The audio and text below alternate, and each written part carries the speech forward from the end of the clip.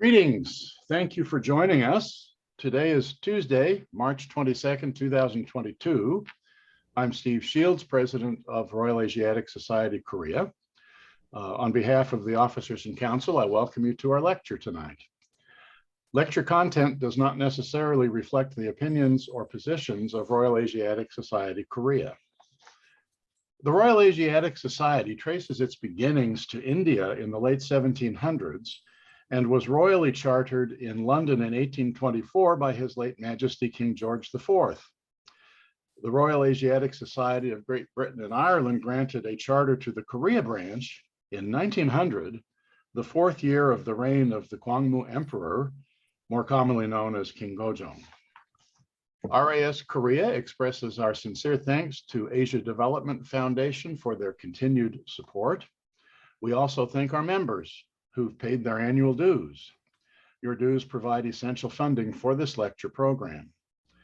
For 122 years, RAS Korea has strived to explore and promote all facets of Korea's rich heritage. Members receive our annual journal, Transactions. Members are also recognized reciprocally by most of Asia's RAS affiliated societies, as well as the London-based original RAS. We would love to have you join us if you're not already a member. It takes only a few minutes to sign up. Membership gives you the opportunity to support the world's first and oldest Korean studies organization. See our website for details. I'll be posting a link in the chat box shortly. If you're not a member, we would appreciate it if you would buy a ticket for tonight's lecture. And on the screen, you have some information about that. I will also post it in the chat box momentarily. We are joined tonight by Dr. Professor Jocelyn Clark, who graduated in Gayageum performance from the National Classical Music Institute in Seoul in 1994. She's appeared as a soloist at all kinds of festivals. She's studied Gayageum with some of the most noted Korean musicians of the 20th century, and studied some other musical instruments in other countries that we won't talk about because they're not Korea. And she teaches at Pai Chai University in Taechang. She's a professor at the Appenzeller School at that university. After the lecture, there will be time for questions. So let's now please welcome Jocelyn. Good evening. Thank you so much for inviting me. I'm so glad I was able to fill in for someone who was be-virused by the thing that's be-virusing everybody. Let's see, I'm just fixing my screen. Oops, 1 second. Well, while you're doing that, I will say Matt Van Valkenburg was originally scheduled and he got notified of a positive COVID test result just last Thursday and was feeling really not great. He told me just a short time ago that he's starting to feel a little better. So we've rescheduled his lecture for this fall, and we'll look forward to that. In the meantime, a special thanks to Jocelyn for, at the very, very last minute on Friday, she says, yes, I can do something. And we really appreciate that. So take it away, ma'am. Well, yeah, I'm very happy to be asked. And as you said, I got the invitation on Friday. So there's a little bit of recycling that's going on here in this lecture. And some of you will know some of the content and some of you not. So I will be very happy to take your questions. I plan to reiterate what I want to say in several different ways from several different viewpoints today, because I think for most people, this content is a little bit complicated and unfamiliar. So what I want to do is not be too academic about it, but really give you a lot of audio, video examples of what I'm talking about, and then take you through saying it in different ways. So what I want to talk about today is the Korean modes.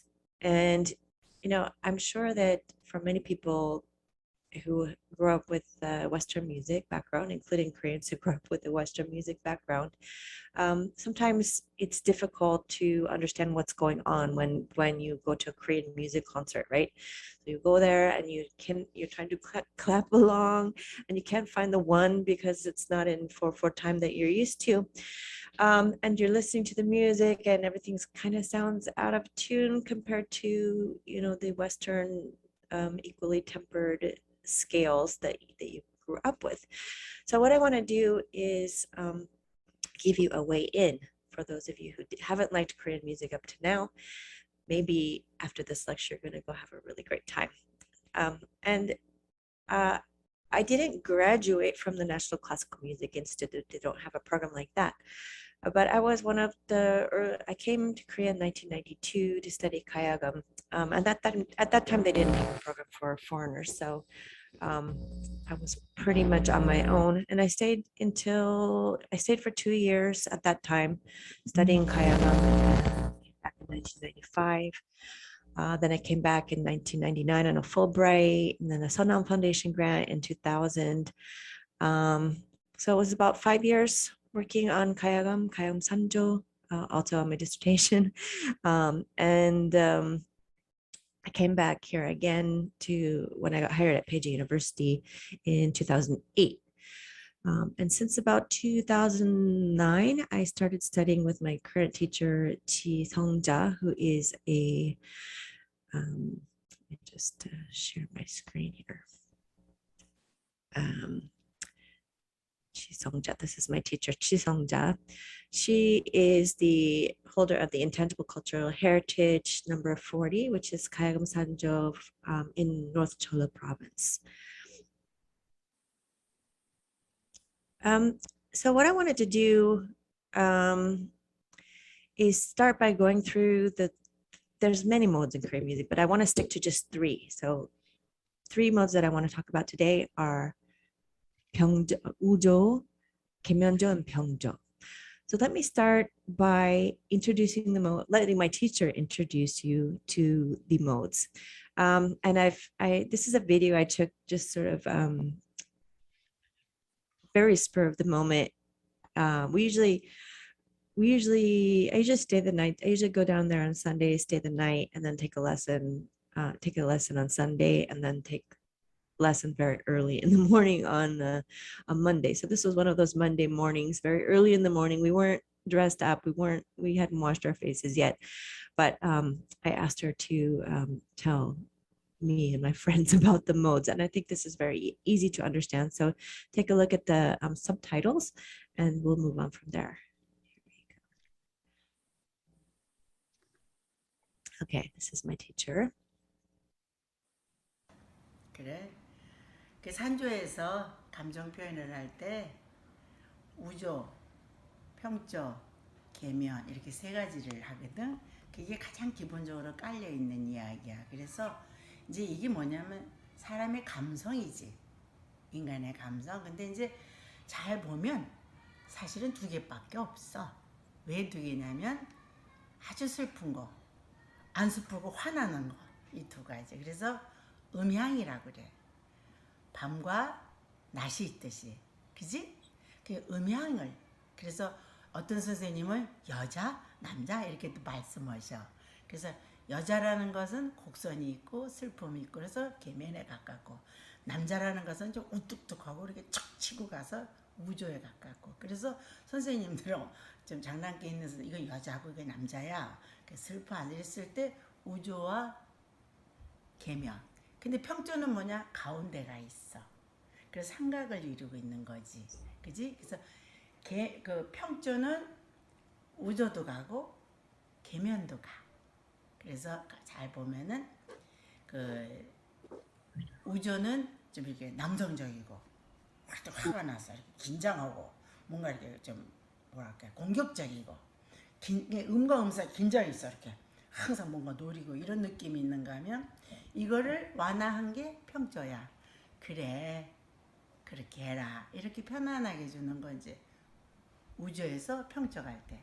이제 그 정반대는 계면. 아주 슬프고 힘들어. 가슴 아파. 뭔가 막 하고 싶어. 뭘 바라고 있어, 기다리고 있어. 이거 슬픔이잖아. 이거는 이제 곡선이야. 직선보다는 여성적이고 감성적이고.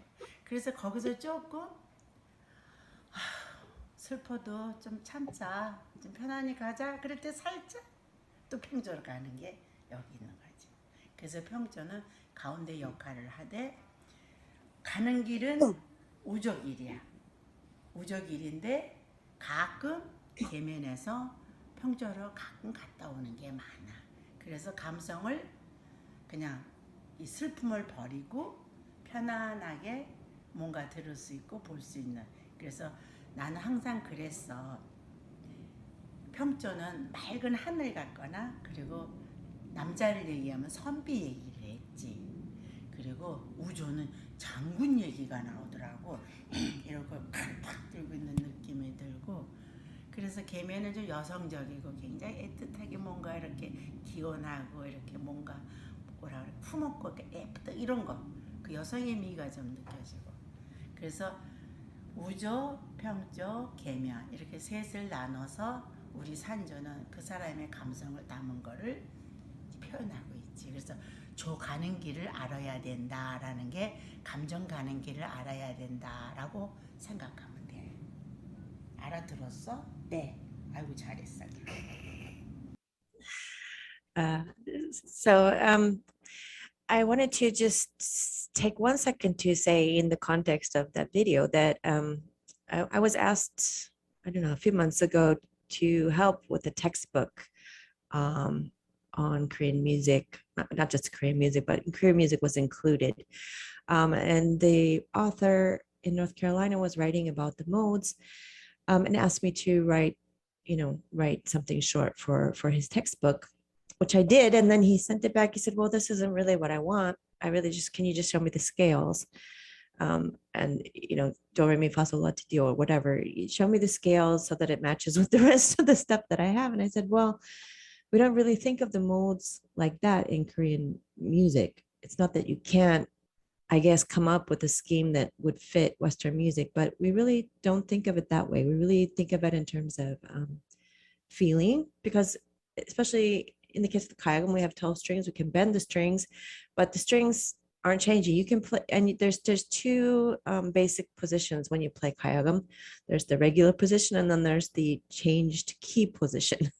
It's just a matter of moving one position up on the strings.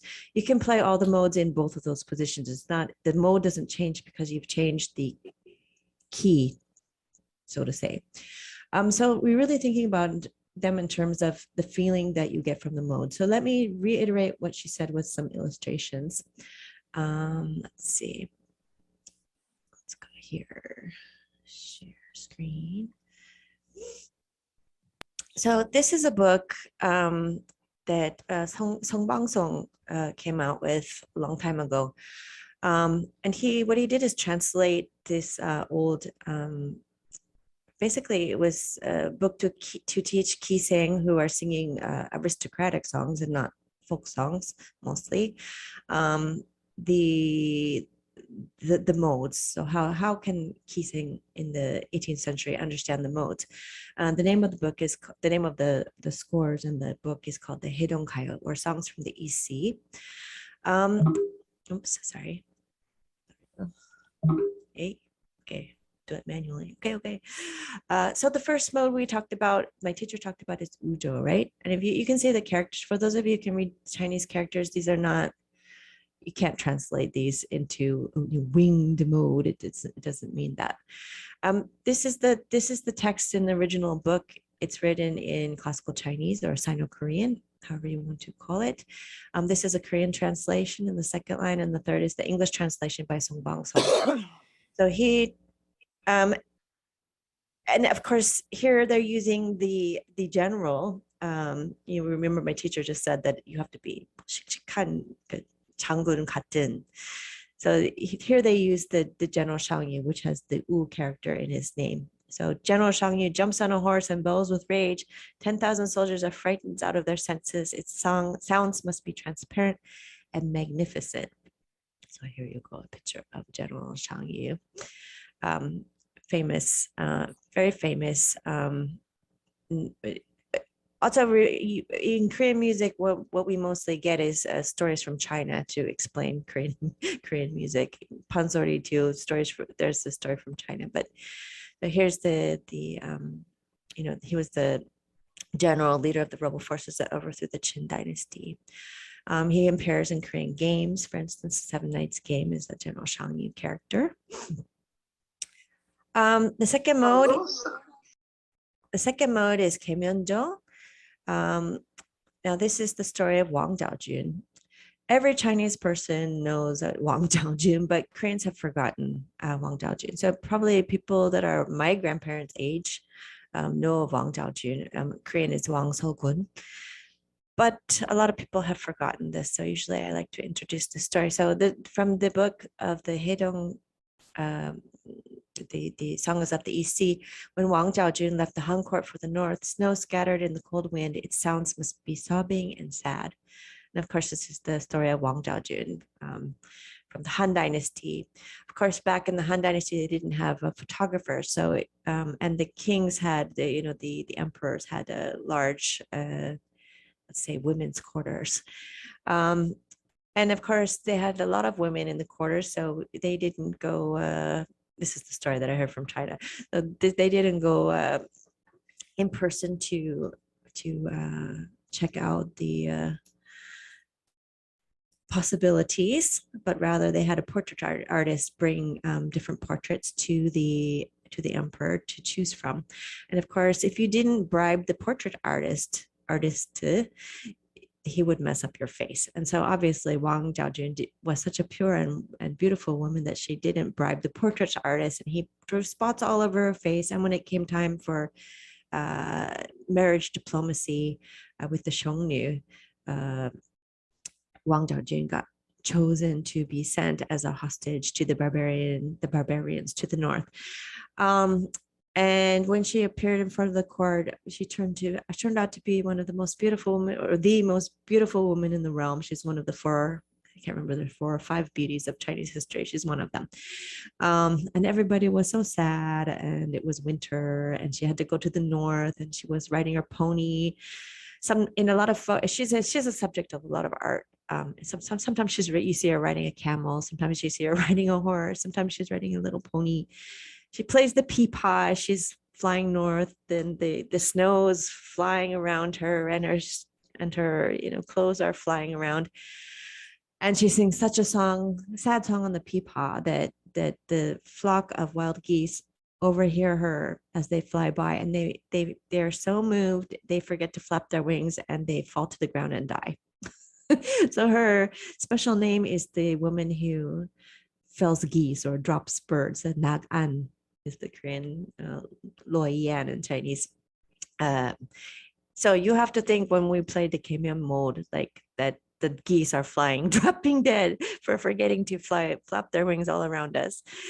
The third is a Byeongchang. And the reason, I asked my teacher again this morning, or not this morning, yesterday morning. I've been there for the last month, so I've been asking her lots of questions. And she reiterated, when she knew I had this lecture, she reiterated for me. She said, the reason why we have Byeongchang is because we cannot connect Ujo to Gaemeonjo. So Byeongchang is the sort of gateway that lets you make all the different modes. So there's other modes like Gyeongduram. So that would be Byeongchang plus Ujo, for instance. We're not going to talk about that today, just these 3 modes.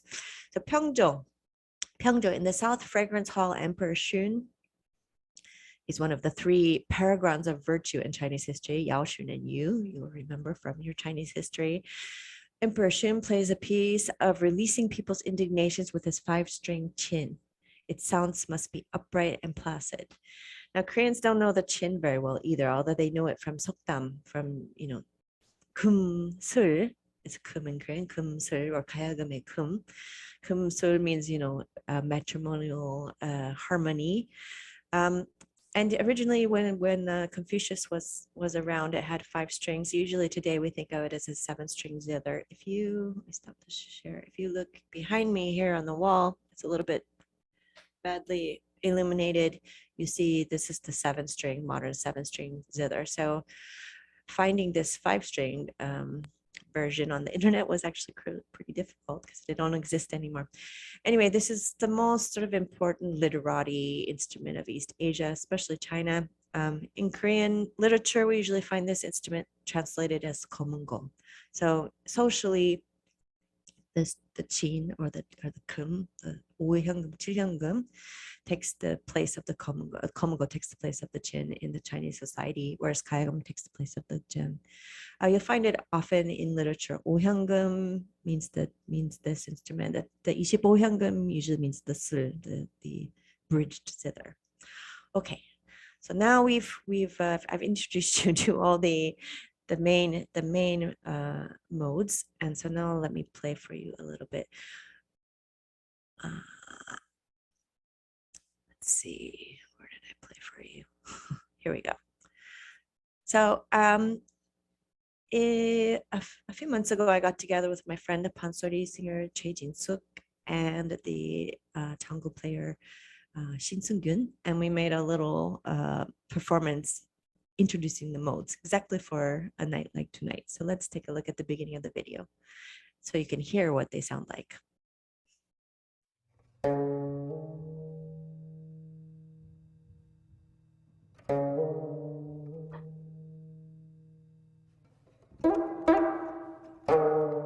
This is me playing a piece by Volker Blumenthaler from Germany, new music piece.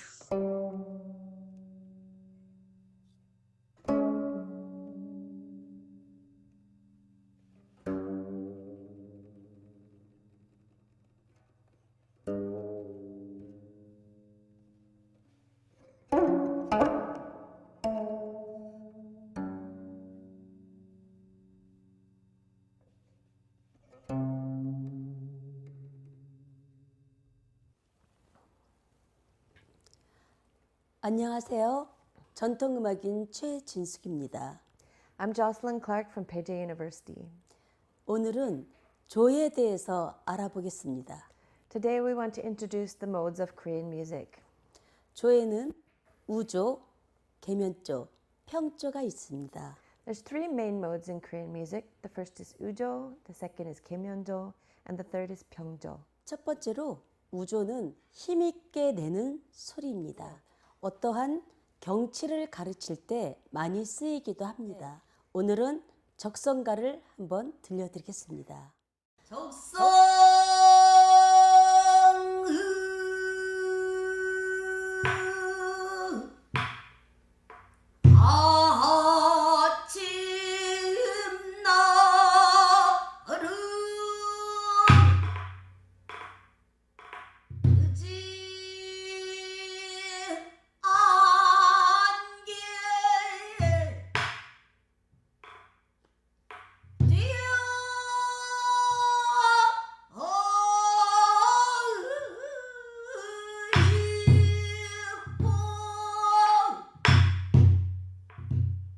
On the Gayageum, we usually start the Sanjo with ujo mode. Let's hear how it sounds in the first movement of Gayageum Sanjo called Dasurum.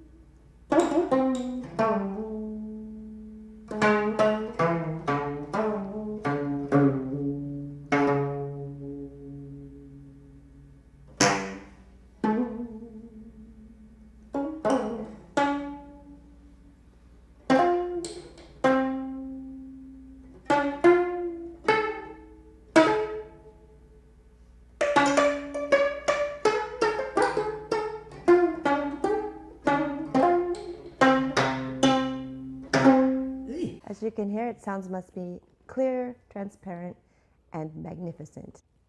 다음은 계면조인데요. 계면조는 매우 슬프고 어떤 이제 감성적이고 한스러운 색깔입니다. 그래서 계면조는 춘향가 중에서 갈까보다 들려드리겠습니다. 갈까보다 갈까 보다 임 따라서 갈까 보다 바람도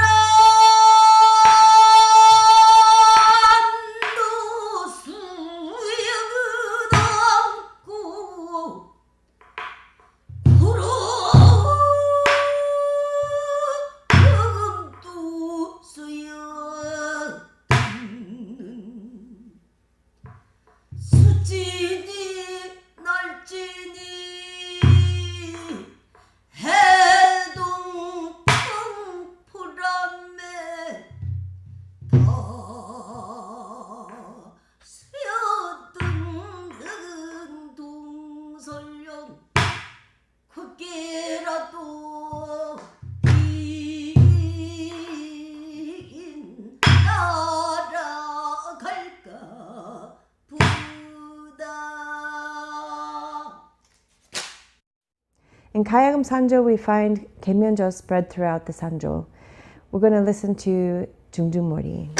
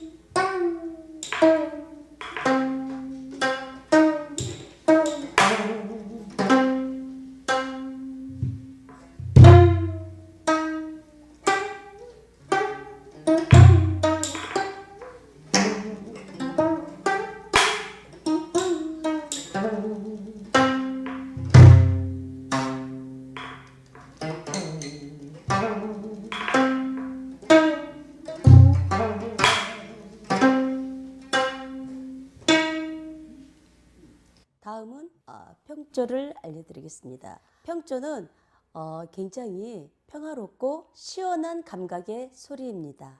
춘향가 중에서 방자 분부 듣고 들려드리겠습니다.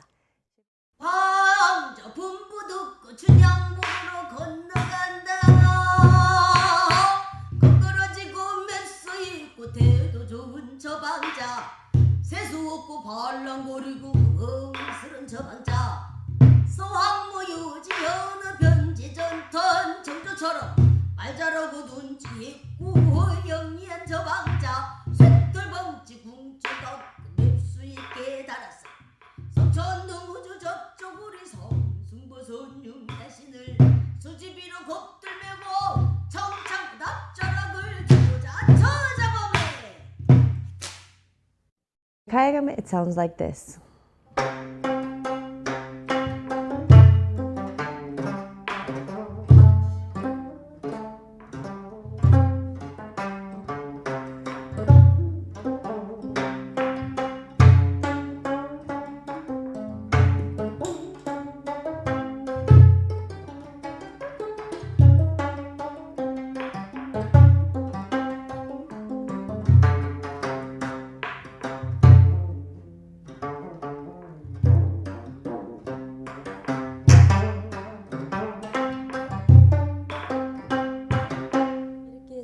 오늘은 우조, 계면조, 평조에 대해서 알아보았습니다. So today we listen to examples from Ujo, Gaeumyeonjo, and Pyeongjo. 감사합니다. Thank you.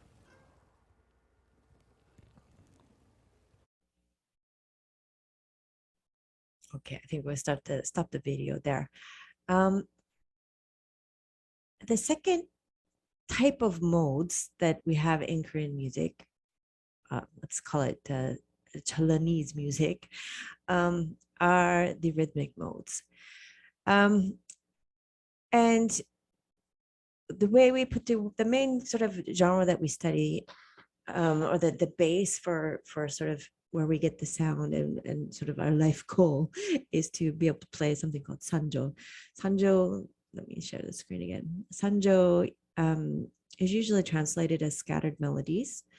And it was developed it only has a maybe around a 200-year history, less than 200 years. But it's really become the art music for instrumental music. So as everybody plays everything else, they're always working on sanjo and trying to make their sanjo better. And it's sort of the thing that you have to play to get into university, and it's the thing you have to play for competitions. And so it's the sort of gold standard for both Korean instrumental music and aesthetic. So it's like the pansori of instrumental music. Sanjo, these are the characters for sanjo. Sanjo. I'm guessing that a lot of you know this, but I'm finding that there's a lot of new people coming to Korea, and as generations get born, this is a word that's disappearing from Korean vocabulary and imagination. The original word was called hutungarak. Hutungarak is kind of a pejorative term that was applied by court musicians to folk musicians. It's kind of like, doesn't sound like anything, just scattered melodies. But by now, over these years, through the generations, these melodies have really been organized into what we can probably call, and what many people are calling, art music. Although there's a bit of competition and strife, let's say, between different schools of sanjo to say who's more arty and who's more scattered. That's a topic for a new paper, though. So the sanjo is put together in blocks. You can almost think of them as Lego blocks. There's the melodic modes that have sections that are in a certain mode, and then there's the rhythmic modes that they're put on top of. So you can fit things together by like Legos in a way. And what we're learning when we start learning sanjo, we usually start with the short sanjo, and then we get it longer. It gets longer and longer. We usually start with the 10-minute sanjo when we're like young. And then, when we get middle-aged, we learn the sanjo over time, or at least I learned the sanjo over time. I think young people who live in Korea learn a little bit faster than I did. The sanjo that I'm playing is about it's over 70 minutes, 72 minutes when my teacher plays it.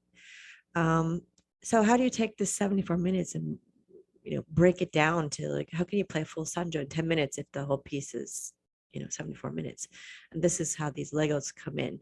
So in a way, although it's memorized, it's also improvisational in that way, because when you memorize it, it gives you the building blocks to add and subtract. When usually when we get a performance, we're asked to play, okay, how long do you need? 10 minutes? Okay. 15 minutes? Okay. 20 minutes? Okay. So we fit our sanjo. We have this whole large collection of Legos, and we take Legos out. And if we need to play longer, we can put them back in. Or if we see that the audience is not enjoying our sanjo, we start taking Legos out in the moment on the stage. This is how sanjo works. So right now that you sort of have an idea about the melodic modes, the ujo being strong like a general, the gayegeum being sad like a woman. Someone needs to write the gender and Korean music paper. And Byeongchang being placid and easy listening. You can sort of compare them to major and minor. So in terms of emotional content, not in terms of actual content, but Byeongchang and ujo would be on the major side, and then gayegeum would be on the minor side. So now I'm going to introduce you to the rhythmic modes. Rhythmic modes mean, the Korean word is changdan. Chang means long and dan means short. So if you put long and short together, then you get a rhythmic cycle. And a lot of Westerners, myself included, when I first came to Korea, have trouble finding the one. When they want to clap along. Audiences have this problem all the time. They want to clap along, but they start clapping in 4, and the performer's playing in 12. So it doesn't often work. It doesn't come together very easily. And when we play sanjo, we start off with something called a dasurum, which is unmetered, which I played at the beginning to introduce the ujo mode. And then we have something very long called jeonsuja. And jeonsuja is confusing even if you know Korean music, because different scholars have introduced it in different ways. So some scholars say it's a 24-beat rhythm, some scholars say it's an 18-beat rhythm, and some scholars, my teacher says it's a 6-beat rhythm. So how does that all come together? So I'm going to tell you right now so that you can feel happy. So my teacher introduces it as 6 triangular beats, but they're big beats. So each of the big beats have 3 beats within them. So there's 6 big beats, and each of those has three pulses of 3. So it's 1, 2, 3, 2, 2, 3, 3, 2, 3, like this. So then you get to 18 for one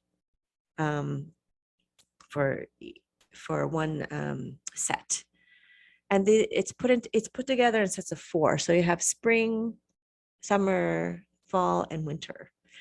And so there are 4 different variations of the same rhythm pattern. When you put them all together, you get one big rhythm pattern. This is why scholars usually talk about it being in 24/4 time. You can also write 24/8. But usually when we're counting, we count it in 18. But we actually count it in 6 when we're drumming. I'm just learning how to drum. I've been accompanying my teacher this last month. So those are the different ways to think about it. I think you're going to be able to hear it though when you hear it in played. So this is my teacher playing Jeolla. I just took the rhythm. She has explanations, but I thought we'd run out of time. So I'm just giving you the basic rhythm pattern so you can hear them one after the other. 처음에는 굉장히 늦어. 그걸 우리가 진양조라 그래.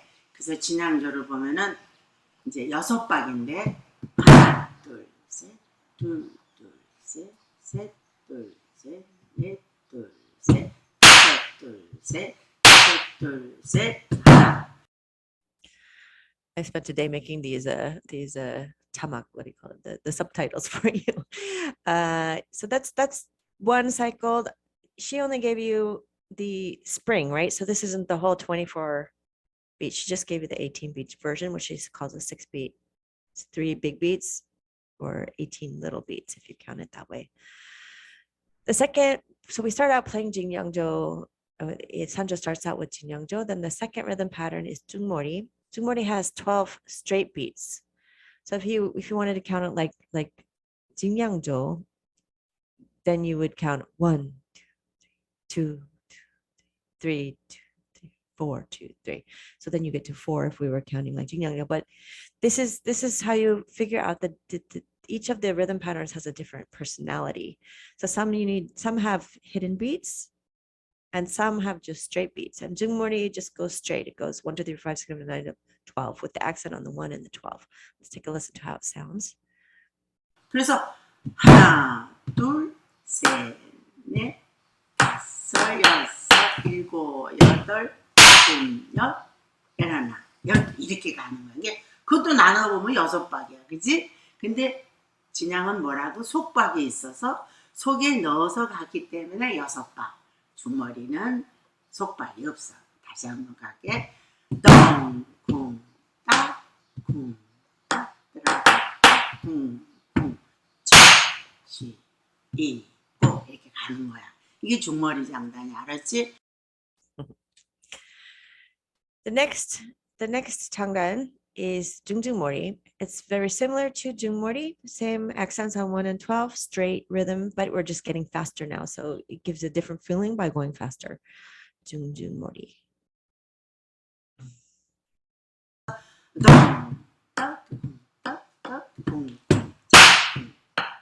하나, 둘, 셋, 넷, 다섯, 여섯, 일곱, 여덟, 열, 열둘. 어때?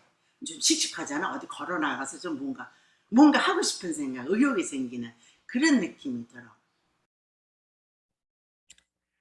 After that, we play kukgori. Kuk, of course, is the shamanic dance rhythm. It's for like happy scenes and when you want to have a party.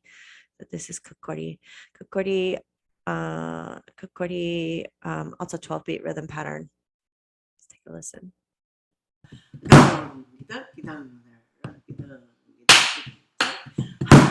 셋, 둘, 둘, 셋, 셋, 둘, 셋, 넷, 다섯, 하나, 셋, 둘, 둘, 셋, 둘, 둘, 셋, 넷, 셋. So you can see here that that we're back to the large beats with the smaller inside beats, but still we have the accent on the 1 and the 9. In Jeolla, in Seoul area, they get rid of that accent on the 9. So these rhythm patterns have accents actually, as you like 사투리. If you go around the country, Jeolla plays kokori differently than Seoul area. So that's interesting to know, I think. Chajimori is the most sort of complicated of the rhythm patterns to play in Sanjo because there's a real dialogue going on, and the beats of the Gayageum come, or whatever you're playing, come in between. They're really locking together and having a duet here. So Chajimori, take a listen. Also 12 beats.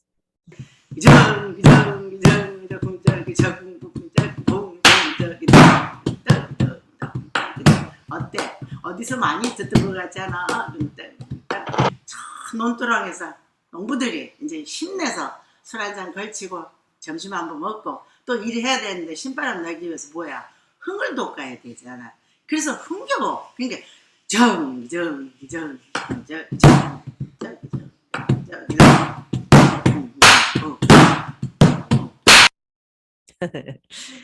It doesn't quite conform to the score, I know. So I'll take your questions later. Pimorti is the fastest of the rhythm patterns. We don't usually find it. It's not very common to find it in like pansori. This is really, we find it in instrumental music, especially Gayageum Sanjo. Also, like the Gayageum is the oldest Sanjo. The first Sanjo was made for Gayageum. As the other instruments came in, their Sanjo are less varied. There's less schools and they're shorter. Gayageum have these over 1 hour. Like Gayageum Sanjo is only 15 minutes, 20 minutes. So the Himori is also a 12-beat rhythm pattern, but it's so fast that you can't count it that way. If you were going to count Himori in 12, you'd have to count like 1, 2, 3, 1, 2, 3, 1, 2, 3. You can't even do it in Korea. 하나, 둘, 셋, 넷. You have to do it in English. 1, 2, 3, 4, 5, 6, 7, 8, 9, 10. So it also has these accents, but we count it in 4 because it's really fast. It's the last sort of getting to the end of the Sanjo and everybody's full of hung. 공장 공장 공장 공장 둘셋넷셋넷 이건 다 세상 사람들이 가지고 있는 알겠지? 덩덩덩 보니까 아프리카 사람도 하고 저기 나라 사람도 하고 신이 나니까 사람이 뭐지 이거 심장 뛰는 호흡의 힘이라고 하면 돼. I didn't have time to make it. I was making these what is the word, subtitles all day, but I didn't get to this one yet. I ran out of time. Anyway, this is the one that's going with your heart as it's pounding quickly. So you're all excited, your heart's beating. This is a himori. And finally, in our sanjo that we play, we have omori, which is a 10-beat rhythm pattern. It's a little bit like Take 5, right? The Dave Brubeck quartet kind of sound. This is when the tiger comes down, this famous song that you've been hearing lately from Inalchi. The tiger coming down. It's an omori rhythm pattern, 10-beat rhythm pattern. Usually omori is used in pansori when some kind of spiritual being or strange thing comes out of the mountain. So like a chung, right? The Bose, the priest comes out of the mountain, the Buddhist priest comes out of the mountain, monk comes out of the mountain when he's got a straw hat, he's got holes in his clothes and everything's patched up, or like a tiger, some kind of spiritual happening comes with this irregular beat called omori. Let's take a listen. 그 다음에 어떻게 이제 풀어야 되잖아. 그래서 우리는 그거를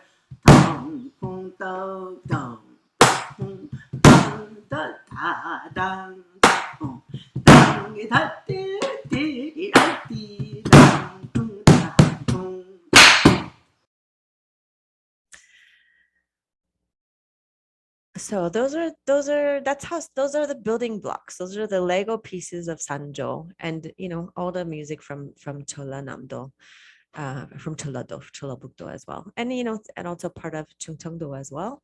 But these are the sounds of the South, and let's see. We have a little bit of time. I prepared a full 10-minute Sanjo for you, but I also have a 3-minute version. So let me just play you my 3-minute version, a little video I made for the Namwon, for what the what's the word, the tourist bureau of Namwon for their Gwanghalu, Chunhyang area.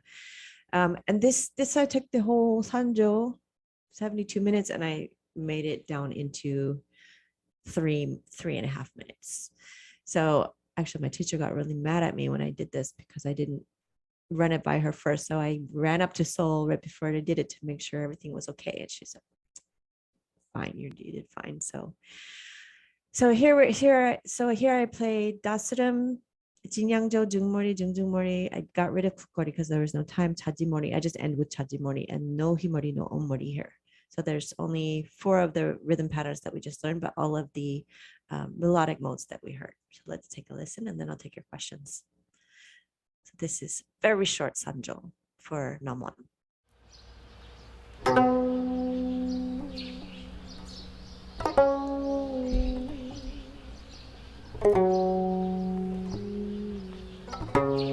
It's me on the bridge.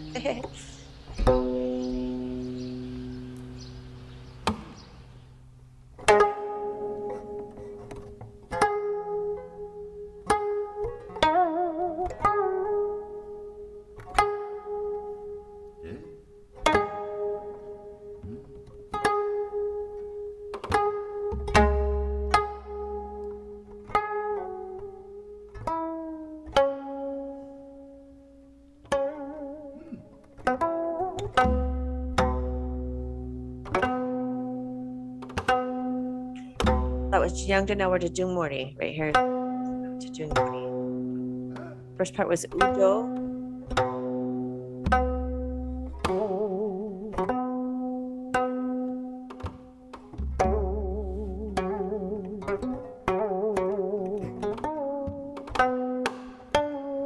That Himyeonjo.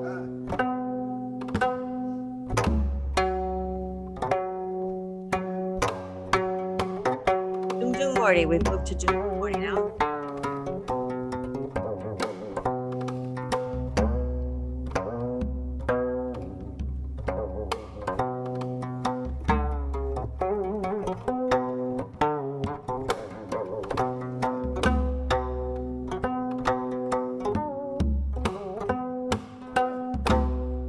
Hajimori.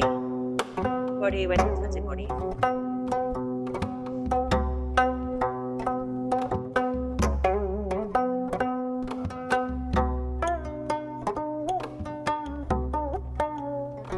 학교, 조령님은 춘향맨.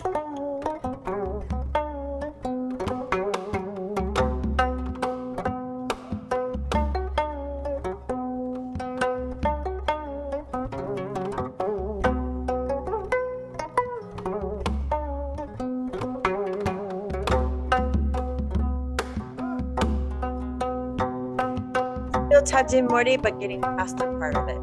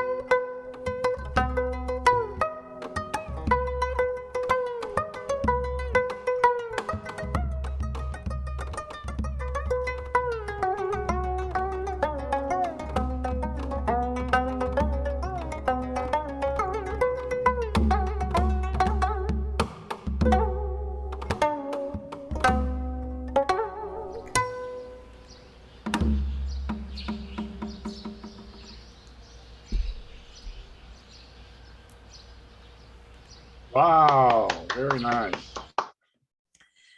Okay, so I think I'll stop there. I have more stuff in case you ask me questions, but I think I will stop there. I think that's enough information. That's a lot of information, I know. So I'm sure you have questions.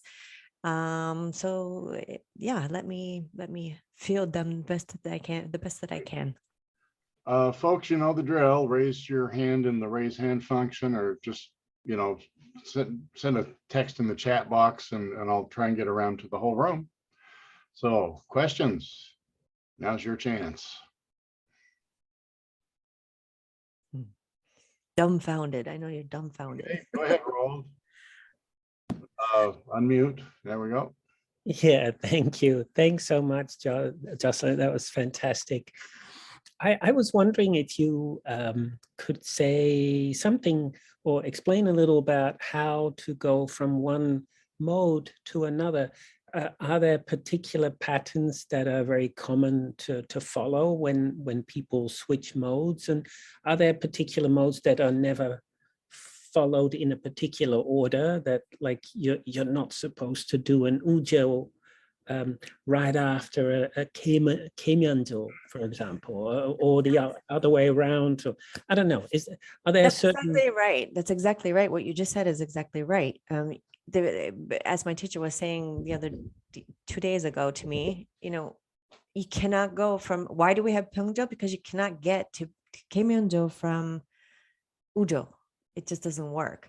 So Pyeongjo is in the middle, and it connects because ujo is very, you know, tough and you know, very confident. It's, you know, it's very masculine, if we or let's say it's very young, right? And then the gayageum is very and so, you know, I guess you can think of these of Pyeongjo as these dots in the middle of the daegukgi, right? And like that lets them come together in some way, or the little squiggle in the middle of the of the two parts.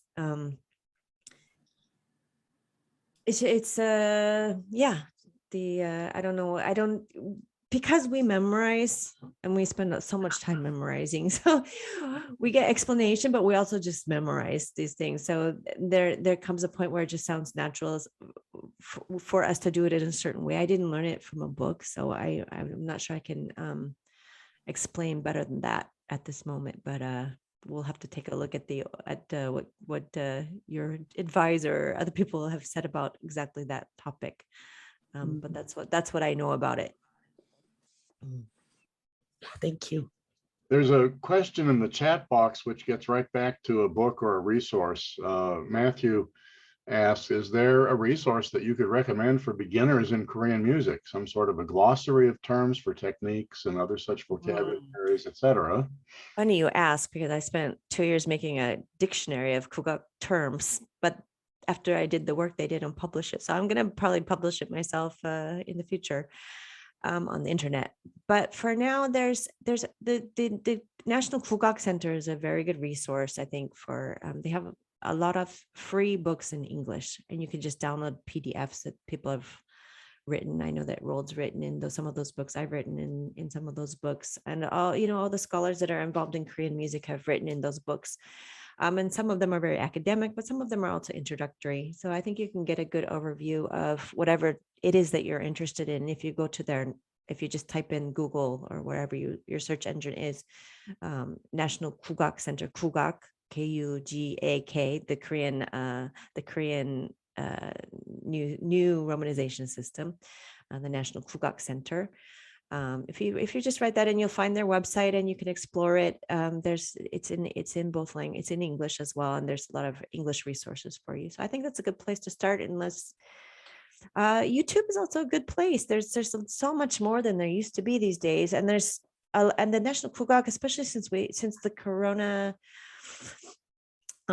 Since we've been suffering for the last 2 years, both the National Gukak Center and the National Theater have really gone out of their way to provide English materials, English language materials, and on their channels, their YouTube channels. So there's a lot of resources with subtitles. You have to click on to get the subtitles, but usually they'll say in the title that they have English subs. It's like ENG dot, sub in the title, so you can look there. Great.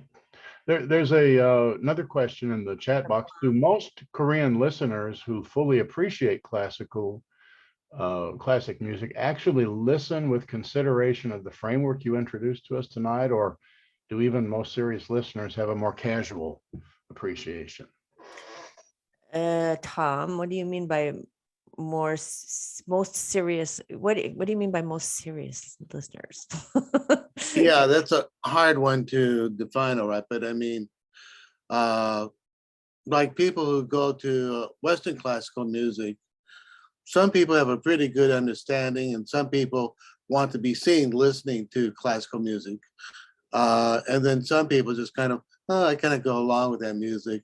And maybe they have some sort of formal education, but they don't really think about the changes in key or whatever they are structured, but just kind of flow with the music. So among the really serious people, how many people really have that sophisticated appreciation, where they say, they're moving from this Joe to that Joe, and so on? I think as with classical music or any music, you'll have sophisticated listeners and unsophisticated listeners, and people become more and more sophisticated the more they listen. So you'll have the whole gamut of backgrounds. I think these days more and more, though, that you have both the very sophisticated and the very unsophisticated in terms of listening backgrounds. And those people are interested in Korean music, even if they don't know super detail, even if they can't be your accompanist for you, they'll know the basic rhythm patterns, even if they don't know the variants of the rhythm patterns. They'll be able to, or at least be able to see. I think anybody can see where the rhythm pattern changes, actually, if you like music. But I think one of the problems we have in Gukak is as we move towards Chosun pop, the new word Chosun pop. Somebody has a hot mic. Yeah, I'm trying to turn off your mic, somebody, please. As Sanjo sort of starts, someone's on the subway. Huh? Oh my word, dear. I can't. Can't see who it is. Oh, I found it. Okay, Sorry. no problem. So as we start to move away from 12-string Gayageum, I'm talking from my own perspective as a Gayageum player, but it's not just Gayageum, but let me just talk about Gayageum as a sort of microcosm for the situation. As we start to move away from Sanjo, and in terms of the Gayageum, there's pretty much a lot of, you need to play the 25-string Gayageum these days, which is it's a diatonic instrument. It's different than the Gayageum. Up to 18 strings, we have this pentatonic tuning, so we can play up to 18 strings pretty much like a 12-string Gayageum in terms of hand position. But once you get to 25 strings, it's just a wholly different instrument, and the vibrato techniques are really different.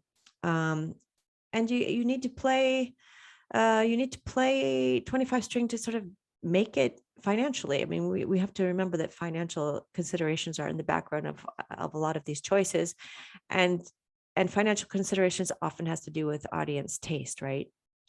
If the audience doesn't have an ear for Sanjo anymore, then they're going to want to hear what OSTs, what do you call them in English? The soundtracks for, popular shows. Or as we're going right now, I don't know if for those of you in Korea, you might have watched the recent Pungnu Taechang, this Gukak. There's been two big sort of popular popular Gukak music contest shows on TV. And the latest one was in December with JATB. What is the JAT? Anyway, it was on there, and it was on the internet as well, so we could see it. And what they were seeing, the person who won that, or the group that won that show, is famous now for introducing the term Chosun pop, which is different than K-pop, right? And I thought it would go to, since the word for traditional music is Gukak, I thought it would go to instead of cook in the Weijiao's, in the McCune rice shower system, it's K, it starts with a K, right? So I thought it would go to K-ak instead of pop, but it didn't go that way. Although it went that way for a few people. Chosun pop has become the term to designate these new popular, especially in the Pansori side, groups like Akdang Gwangchil or Inalchi. On the Gyeonggi Minyo side, the our Xing friend, Lee Moon. There's a few other people have gone in that direction, and this is becoming quite popular among the general population. That show, the second show especially, people started really, even my colleagues at different professors at school started coming up to me saying, "Oh, I saw this on TV and it's Gukak," and I said, "Oh, it's actually Chosun pop, but yeah, cool." Got it. These kind of shows serve as a gateway for people who aren't don't have a background to get into it. I think, at least aesthetically, this is okay. Now I'm hearing something that I'm not used to aesthetically, so it's like Gukak, but it's not. But it's something that I can understand, so I like it. And I like it too. I think it's great. I don't know. That was sort of weird rambling answer to your question, Tom. In the chat about 25 strings being so different. And then we have somebody said K excitement is an English translation of K hung. So, okay, right. Yeah, John, I just wrote a paper where I quoted you, talking about K hung from your page with the Czech, was it the Czech series? What was it that had the Kehung the commercial that I used your resource. Thank you. Well, you need to see John Dunbar's K iceberg to get a handle on all the K terms. So exactly right. There's a question from John Jackson. John, go ahead and unmute. Okay, can you hear me? Yep. That's it. First of all, thank you for a very interesting and very, very impressive lecture. I think we are at the opposite ends of the spectrum as regards Korean music. When I was raised, there was no music in my house to speak of. So Dick Clark and the American Bandstand, if it's got a beat, dance to it. That's pretty much where I came from. And at one point in Korea, I found myself running out in a Korean farmer's band uniform with a huge gong. And my instruction was, hit the gong when the woman in front of you hits her gong. You got the Gong Show. Well, if there had been a gong show, it would have been a very short career. But anyway, that was crazy. But later I studied the ganguri with Gary Rector. Oh, wonderful. And I actually studied that under a Korean national treasure. And I remember I didn't study it. I did it, I guess, by, I don't know what the word is, but just by practicing and following him around in a circle in a basement in Seoul. He would play the ganguri and I was supposed to follow him and play the ganguri. And I asked him once, I knew the basic beats, so to speak. And I asked him once, can I play anything in between? He said, sure, no problem. Yeah, you got to hit that 1 and that 9 and everything else is, going to be fine in the end. And I did, and I performed with the band. And later I got to where I was able to feel like I was actually playing nongak, and I was, as entertaining as I guess I could be without any education. But I think that many members in my band were also like me. They knew nothing about what you were talking about music and beats and major chords and minor chords. And well, this is a different kind of music. I mean, this is not nongak, right? Nongak is really farmers' music. That's translated as farmers' music anyway. But it's music. It's work music. It's relaxing after work. It's festival music. everybody should be able to just join in that music. So it's, music of the people that really anybody should be able to play. And then, when Samonori came along, it's sort of the professionalization of that kind of music for the stage. That's a different story, but Nongak is for everybody, right? Everybody should be able to join in and have a, talk to the gods, get a good harvest. Right. Did you ever discuss music with Gary Richter? I only met him once, but I'm a little bit he was not here when I was here, so I missed him. And he and the teacher, they sat together and they invented new rhythms in between the basic beats that you were talking about. So it would have been great if you could have met him. But composers are doing that too, right? Composers are taking the rhythm patterns, making new rhythms, and writing new music with new rhythm patterns. So it's Korean music is improvisational. I mean, not the court music, but the folk music is. So there's lots of possibilities. Of course, you're supposed to learn it correctly first, but then go ahead. Are they doing that with Gayageum? With Gayageum, yeah, there's all sorts of new music for Gayageum, and people are right now. There's the Sanjo series going on at the new hall in Angguk-dong. You can go see the instruments that don't have Sanjo, that didn't traditionally have Sanjo. People are writing or creating, let's say, new Sanjo for instruments that traditionally didn't play Sanjo. So even I think this year they have a hun Sanjo, right? There's a court instrument that only goes hun hun, but they made a Sanjo for hun. There's even like a Changu, solo. The word Sanjo has kind of become synonymous with solo music. It doesn't really mean Sanjo anymore. What I talked about was really Sanjo, but when people use the word Sanjo, it's starting just to mean a solo instrumental piece. But they're still using these ideas from Sanjo in the Sanjo series. So Hun Sanjo, the Senghwang Sanjo. What did they make? They made Sogum Sanjo. They're all these instruments that didn't have a Sanjo. They're starting to get new Sanjos. And my first teacher, Jeolla, she made her own Sanjo. She's kind of the first person in our generation. She's a little older than me, but in this generation to make a new Sanjo. And already she has students performing her Sanjo in this year's Sanjo series in Angguk-dong.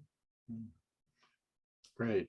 Let me go to the chat box, Jocelyn. There's a kind of a comment/question here. Thanks for the crash course about the 3 modes and rhythms that Sanjo players use. I'm a film composer and often try to use Gayageum sample library. It seems there are lots of playing the same notes during Sanjo improvisations. It's hard to play like it on my MIDI keyboard. And the Korean traditional tuning system doesn't fit the Western system. Yeah, you're exactly right. And this is really hard for composers, because I've discussed this a lot, especially in the last weeks with my teacher. One thing that people who are background in Western music really have trouble coming to understand is that Korean music from Jeolla is all about bending notes, and you have to bend them in the right way. So what my teacher said to me 2 days ago, she said, 산조는 절대음가 있어요. 절대음이가 있는데 꺾이는 절대음가 있어요. So it's not that you have to, in Western music, you need to make harmony, right? So that it needs to be perfectly tuned so that the vibrations come and make harmony with the other note, and they vibrate nicely together. In Korean music, harmony is not really a thing. Even when we play Gayageum, we stop each note ringing before we play the next note. So even the ring, it's not like a harp where the whole thing rings, or in Chinese music where you have the guzheng, flowing water, and you have this sort of gliss where the whole instrument rings. It's not like that at all with Gayageum. Gayageum, we're playing one note at a time, so we're really like singing through our instrument because there's no harmony. But what we're doing is the strings are the notes are always moving. They're never stationary. We don't have any open strings in Gayageum. So when we play a note, we're always manipulating every single note except for the, octave, lower octaves are manipulated with our left hand. Nothing is open. It's always moving. The notes are never stationary. And this is a totally different concept from, Western music, where things need to stay stable so that you can make harmony. This music is not about harmony. It's about rhythm, and, the feeling that you can make by making the notes always be a curved shape instead of a stable shape. Yeah, I know exactly what you're talking about. Working with composers, this is often a topic that comes up, especially first-time composers when they're first writing for a Gayageum, because they don't understand that we have to score for the Gayageum Sanjo on the five lines staff, but we don't use it except for as just a memory, like a mnemonic device in a way. It's just a way to remember all those notes. It's a map, but we don't actually stick to what we see on the page. So it's not this note, it's this note. It's you going into the note, coming out of the note, how you can manipulate the note after, when it starts to decay until it finishes decaying. This is really, much like Korean and English, the dictionary is so bad. The Korean music and the Western music don't come together very easily in terms of, thinking about what sound is and what form is. Yeah. So we should forget about Doa deer, a female deer, and all of that song, right? Well, it just doesn't work on the Gayageum. I don't know. Back in the 90s, there was this group called Olim,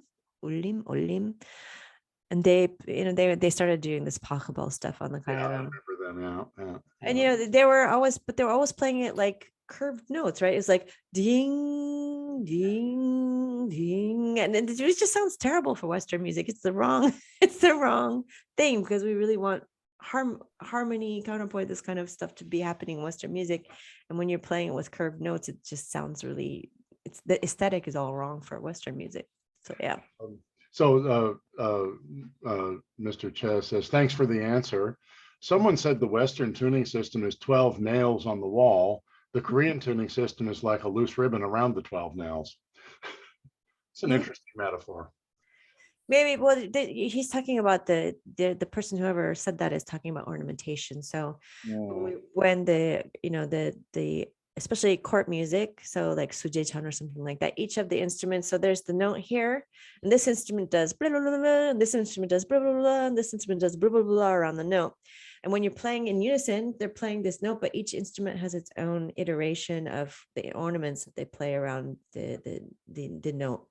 And so when I think that's how you get to this idea of loose ribbons around the nail, it's a different aesthetic for sure.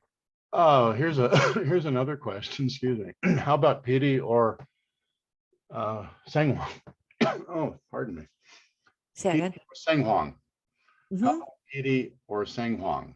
Well, Senghwang is an instrument for the court tradition, right? And piri can be used in both the court tradition and in the folk tradition. So Senghwang is very fixed because, it's pipes. It's basically the originator of the pipe organ, and as well as the accordion, the harmonica, all came from the Senghwang. So there's not much you can do to bend notes except for sort of half finger stuff, but it's very difficult to bend notes on the Senghwang. So those are used for court music, and court music is, what I'm talking about mostly when I'm talking about these things. I'm talking about folk music, but court music is a little bit, you have ornaments, but especially the Senghwang and the Yeongeum, those are the two sort of remaining instruments that can't really do these big, bent vibrato, or the deep, heavy vibrato of Gayageum. But somebody just made Senghwang Sanjo, and it was interesting. I went to the live performance. It was kind of interesting for a few minutes, but then it just got boring because it's not made to iterate what Sanjo usually tries to communicate. Yeah. David, you had your hand up. David Tissard. David, are you waving at us? Go ahead. Yeah, thank you. I always learn something when I listen to you, Jocelyn. Rather than ask about technical music stuff, I wonder if I might ask you to speak about two things related to individuals, people. So the first is like the transmission of knowledge. You've spoken about your teacher spending a lot of time with this person. So would you care to just comment on this transmission of knowledge? Will that get lost? You said YouTube is a great resource and stuff, but how does transmission of knowledge work from individual to individual? And the second thing is, aside from the modes, are there any sort of notable characters in the history? Are there any kind of Robert Johnsons? I know I shouldn't look at it through that kind of lens. Are there any Hendrixes? Are there any Beethovens or people like that that come along and, you know, radicalize the genre or something? Thank you. Yeah, let me go last first. I mean, the Kim, what's his name? Kim Changjo, I think is first. I mean, making Sanjo in the first place was kind of that, right? I mean, Sanjo just sort of appeared, and it was sort of, you know, like Samolnori appeared in the 1980s from this farmer's music. Sanjo came out of Pansori, Shinawi, all these kind of things, and it became this like solo thing. And then everybody's like, wow, that's so cool. Like, we're all going to make our Sanjo. So I would think all the people who have a name to their school, and some of that has to do with being stable, right? The more, if you're too improvisational, you can't get students, because students get frustrated because they don't know how to, you know, give me something to memorize instead of teaching me to improvise. So there's, I think all the people with a name to a school, musun dupa, this idea of a dupa, the school of Sanjo, this word was introduced by Hwang Byung-gi, the late Hwang Byung-gi, and it comes from the Japanese dupa. So a lot of people, including my teacher, don't like this. It used to be, and we usually in Pansori, for instance, we say musun che, this che or that che. But in instrumental music, we say sanjo ryu, musun ryu pa.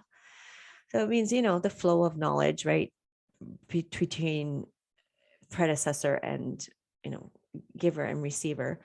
So in talking with my teacher, one of the big topics is transmission, for sure. And let me just give you two names before I talk about that, David. If you're in terms of living people, my two favorite people to listen to, I'm not gonna be able to think of it right now because I'm like, the Ajeng player, he's a treasure for like Ajeng. He plays Gayageum Ajeng, sings pansori, he does everything. I just love to listen to his music, and his name is, I'll send it to you later. I can't think of it right this second. He's done in Jeonju as well. And his wife's a pansori singer. I don't know. I can't think of his name. I'm sorry. Another video worth watching on the internet is called 미친 산조, Crazy Sanjo, 미친 Sanjo. All these names are just out of my head at this time of night. I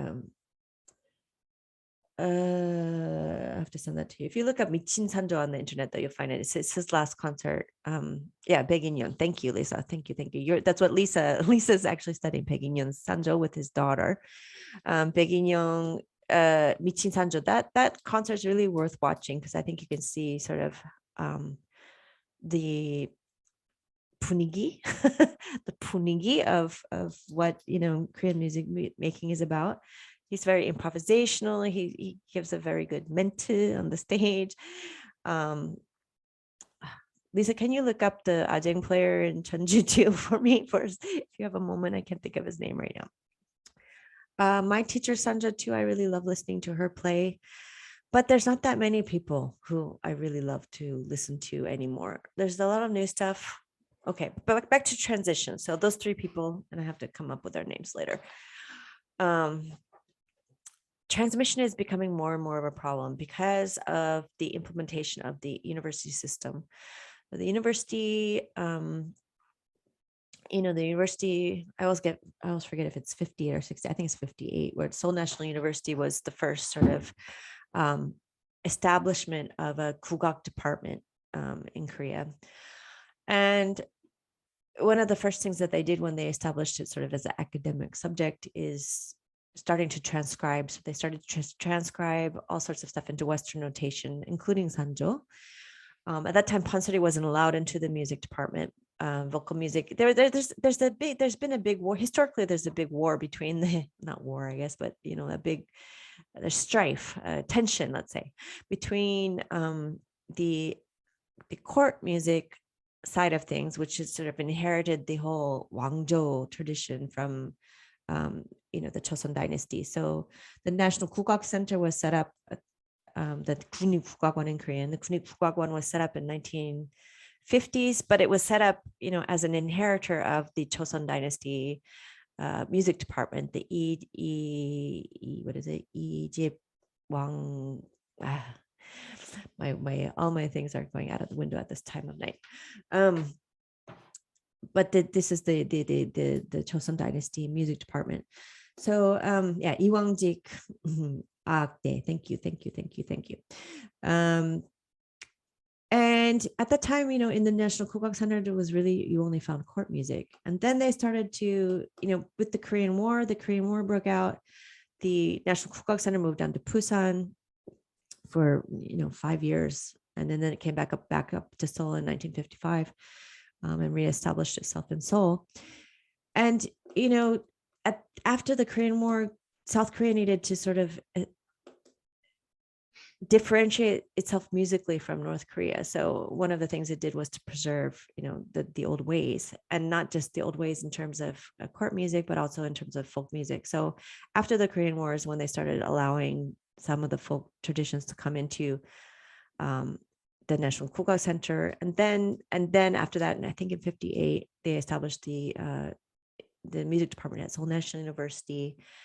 And at that time, there was this big tension about vocal music, especially pansori music. It's too vulgar for the university system, right? And also minyo too. Some of the minyo is too vulgar. The content is all about, it's mixed with the high poetry of the Tang dynasty is really mixed with the language of the street. So there's that kind of tension. But since 1958 has gone on, and the more universities got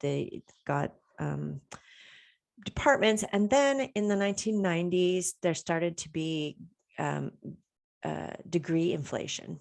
So my first teacher was the first person to ever get a PhD in Sanjo performance, and my second teacher was the second person ever to get a PhD in Sanjo performance. This started at Ihwa University under Hwang Byung-gi 선생님.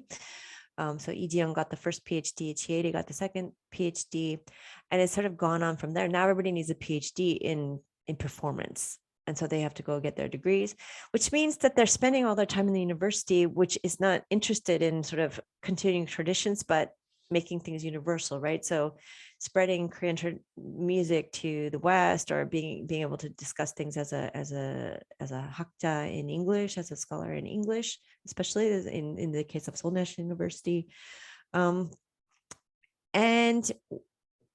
And people also need to write dissertations. They need to write 석사 논문, the master's thesis. And in so doing, that takes time away from studying the Sanjo. So it also changed the form of lessons. So when people in the old days, people kind of took lessons every day. The ones that were becoming musicians, they went and sort of hang out with their teachers. They were with them every day.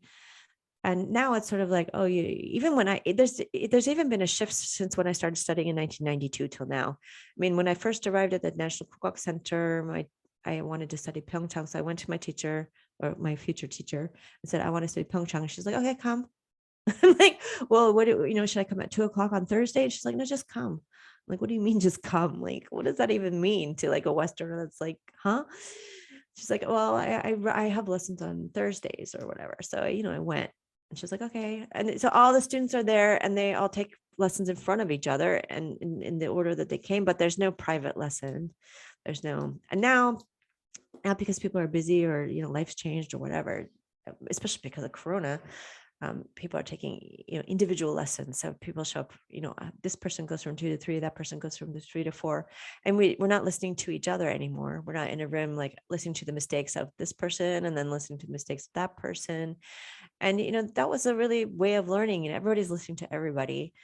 And now everybody's sort of just doing their own thing. It's become very individualized, and everybody's taking sort of weekly lessons. So they're learning the piece as a piece, like in the Western sense of a composition. So, and they're playing it like composition. It's not part of the genre anymore. It's sort of extracted. There's no, it's very hard to learn and it takes time to learn sort of the nuances of these modes. And, I've been struggling with it for 30 years. And just this last month, mostly because my teacher broke her foot and she needed somebody to take care of her, I've spent the last month doing that. I've had 3 lessons a day for a month, and oh my God, it's totally kicking my ass.